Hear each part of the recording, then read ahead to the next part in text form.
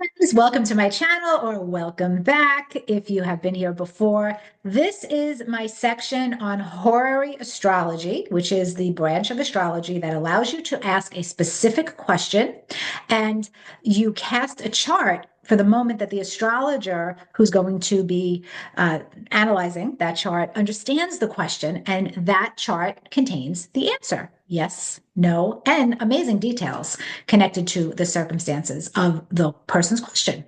So I have been a student of Horary astrology now for more a little about a year. And I've been practicing with charts, and I decided to throw them up on my YouTube channel from time to time as both a learning curve for me and a learning experience for you to watch and see how some of the techniques are applied. Now, this is a follow-up video. I'm going to try to make it very fast because you would want to watch the original video first. This is the answer video. This is the, oh, well, what happened next? So this is about the question that I asked a couple of weeks ago, will I go to Florida? And I cast a chart because I had a scheduled girls trip planned for me, my cousin, to go to my cousin's house in Florida with my sister and my niece. And it was supposed to be a fun few days away. And it was scheduled from, I think it was November 18th we were leaving. And it was a few days just until that Thursday. And what happened was my dog lost a toenail unexpectedly and then it got infected. And then she started having, a bigger problem. And I wasn't sure if I was going to be able to go or if I should go. And it was very stressful, but I wanted to go. So I asked the question, will I go to Florida? Because I was not sure at that time if I was going to go or not. And I cast the chart, I put it up, and I determined that the answer was yes, I would go to Florida. So here's the follow-up. I did, in fact, go to Florida. However, it was quite challenging. And I want to put up the Horary chart and revisit this so that you can understand why this ended up being a yes with incredible stress and difficulty attached to it. It is fascinating. And it really comes down to this Bonatti, who is an ancient astrologer. It's his explanation of the effect of reception in aspects or not having reception in aspects connected to uh, principles of whether or not you can determine a yes or no answer. So this is advanced stuff, and I'm not going to be teaching you any of this. Go and take a course. Take if you're an astrologer who is at the level where you want to learn Horary astrology, I highly recommend Deborah Holding's School for Traditional Astrology because that's the course I took. Her and Wade Caves, they're amazing teachers for this craft. And so all I'm doing here is putting what I'm learning into practice and kind of thinking out loud with you and showing you. So let me put up the chart so that we can have some visual context here. And I will very quickly review why I said yes. But again, the entire original video of that analysis, I'm going to link it in the description box below and at the end of this video so you can see it. So here's basically how this question was answered. I am the querent. So I am the ascendant, the planet that rules the ascendant, any planets that might be in the first house. So basically, I'm Mars, right? The trip to Florida, I had to decide, was that going to be ninth house travel or third house, which is more local travel? And from New York to Florida, it is a 2.5 hour plane ride. So I did decide to use the third house because Florida is drivable in, I don't know, maybe it takes like 16 or 18 hours to drive to Florida. I would never do it, but other people do. It is a quick plane ride. So I said, I'm not traveling to another country. I'm going to go the modern route and use the third house. So the third house is ruled by Mercury. So Mercury here is the significator of the third house. And the planet Jupiter is actually in the third house because in Horary astrology, the rule is that when a planet is within 5 degrees of moving towards the next house cusp, we read it for that house. And so Jupiter here is at 19 degrees, 43 minutes, but the third house cusp is 21 degrees. So it is absolutely within that 5 degree rule. So it is being read for the third house. So the first and the moon is always the like the co-ruler of the question. It gives you more information, and sometimes it co-rules the querent. So the moon is here, and what we have to do is detect whether or not there's a relationship between the ruler of the first house, the ruler of the third house, the moon and the third house, or something, going on there.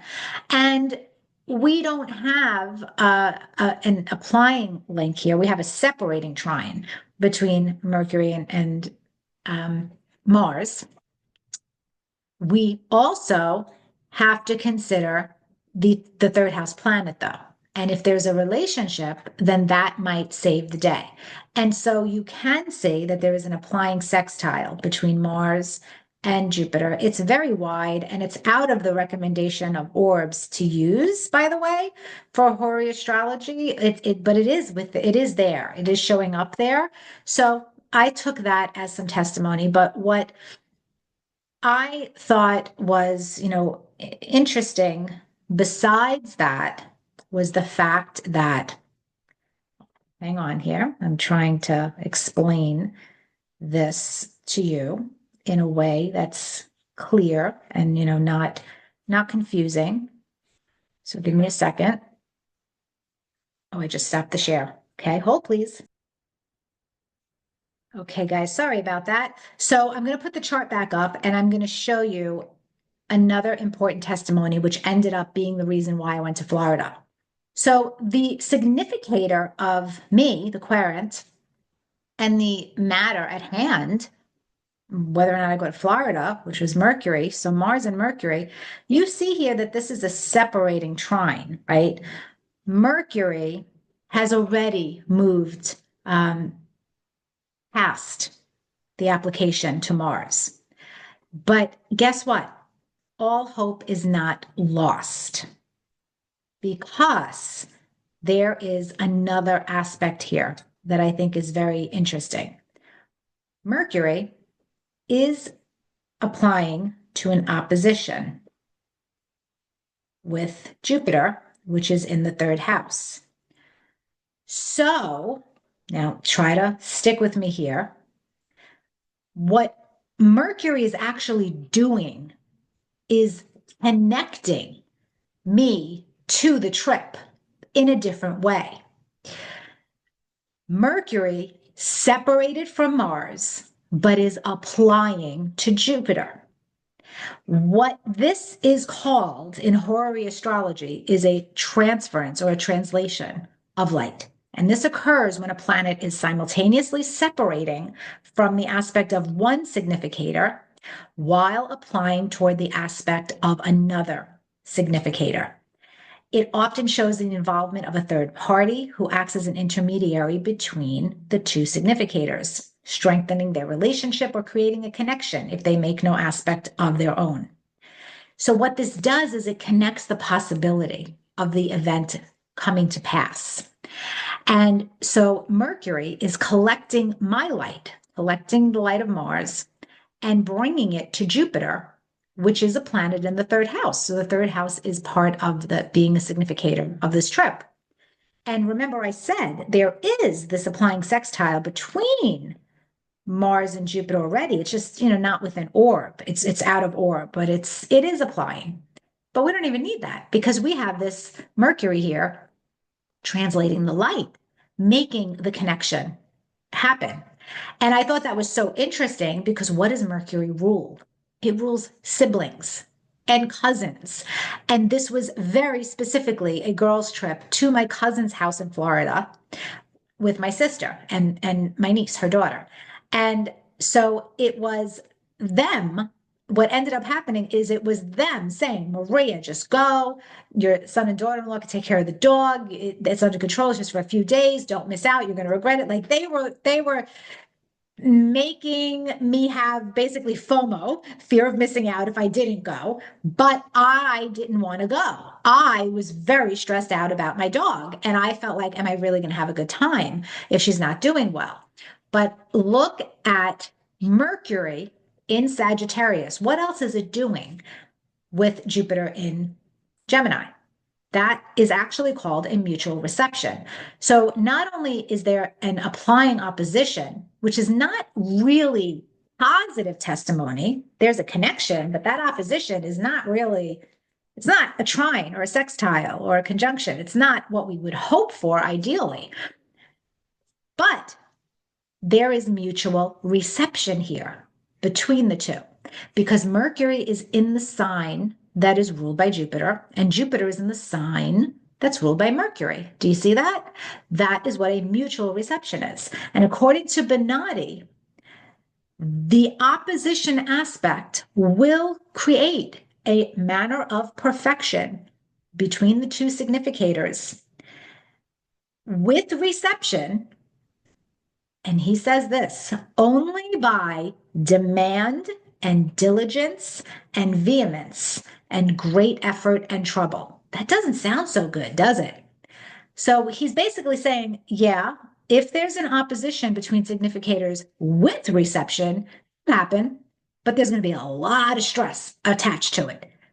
And guys, I'm telling you, that's exactly what came to pass. And I'm going to explain that to you. But before I do, some people who maybe prefer to use the ninth house.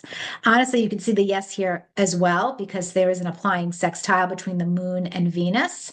So I did want to mention that. But and the ascendant here is sextile with Jupiter. So there is a uniting in multiple ways between me, the querent, and the ruler of the third house or a significator in the third house. Or if you were using the ninth house, that shows up as well. But I was not using the ninth house, to be clear. That opposition came to pass in the most literal way, where it became, yes, I went, great effort and trouble, but I went. But it was a very bittersweet trip because I flew there. My dog was under control. Everything was fine. Left her with my son and my daughter-in-law who live with me. And they were like, fine. He'll take care of the dog. I'll take care of the dog. It's fine. I got off the plane, got to Florida. My cousin picks us up from the airport and is driving us to her house. Getting ready to start this trip, I get a phone call. They had to rush Maple to the vet because all of her paws started to bleed. She went outside to just do her business, and all of her paws, there was blood on all of her paws. So she went from the lost toenail in the back paw and the infection, and that was the issue, to all of her paws were bleeding now. I was so stressed out, guys. This was such a stressful situation for me that that night I was trying to get a flight back. I was literally trying to come back the very next day. But the times and the how long I would have to drive from my cousin's house to get back to the airport and the timing of it, it was so stressful that I said, let me wait a little bit and see if they have it under control. And if, the vet's got everything under control. And and I said to my son, if you guys can't handle it, just board her for a couple of days with the vet until I get back. And that broke my heart. I didn't really want that to happen, but, I didn't know if they could handle what was going on with Maple. And it was really stressful. And the first half of my trip was miserable. The first day and a half. I mean, my cousin had a dinner party that night. I don't even remember talking to, half the people there. We played a game of spoons, which is a card game that my family always used to play when I was a kid. And I did have fun doing that. But my head was not in the party. It was just not. It was on Maple. And then after some more time passed, by the second day in the afternoon, then I was like, you know what? Let me make the best of it because I'm only here for 4 days and Maple is okay. The vet gave her, whatever treatment he needed to give her. It happened. I was 1,100 miles away. My kids were taking care of it. I was stressed out. I was definitely on this trip without a clear head. And that was so symbolized by that mutual reception between Mercury and Jupiter, but the fact that it was in opposition. And then when I went to read this back on my notes, on my Horary astrology notes, it literally says, yes, it can happen, which it did. So it was a yes, but only by demand and diligence and vehemence and great effort and trouble. Holy cow, that was a lot of trouble. So that's the follow-up answer. I hope you guys learned something. Horary astrology is so nuanced and so complicated, and it is not just a simple looking at this and looking at that. You really have to learn a lot of rules and techniques and apply them and learn how to apply them elegantly. And this is a work in progress. So, thank you for taking this educational journey with me. I hope you're finding it interesting, entertaining, valuable, and I will see you next time. Have a great day. Bye.